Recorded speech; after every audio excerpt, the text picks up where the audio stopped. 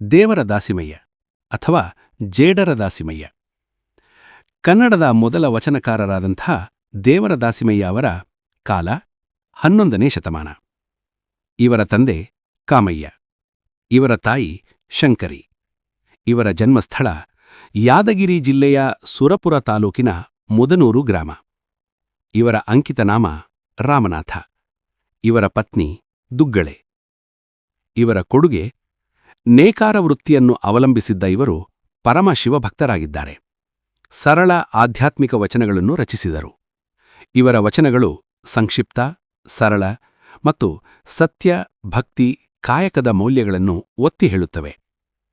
ದಾಸಿಮಯ್ಯ ಅವರು ಕಲ್ಯಾಣಿ ಚಾಲುಕ್ಯ ದೊರೆ 2ನೇ ಜಯಸಿಂಹನ ಆಳ್ವಿಕೆಯಲ್ಲಿ ವಾಸಿಸಿದ್ದ ಇವರು ಬಸವಣ್ಣನವರಿಗಿಂತ 100-150 ವರ್ಷ ಮುಂಚೆ ಜೀವಿಸಿದ್ದರು. ಇವರ ವಚನಗಳು ಬಸವಾದಿ ಶರಣರಿಗೆ ಸ್ಫೂರ್ತಿಯಾದವು. ಸಾಮಾಜಿಕ ನ್ಯಾಯ, ಸಮಾನತೆ ಮತ್ತು ಶಿವಭಕ್ತಿಯನ್ನು ಒತ್ತಿ ಹೇಳಿದ ದಾಸಿಮಯ್ಯ ಕನ್ನಡ ಸಾಹಿತ್ಯಕ್ಕೆ ಅಮೂಲ್ಯ ಕೊಡುಗೆ ನೀಡಿದ್ದಾರೆ.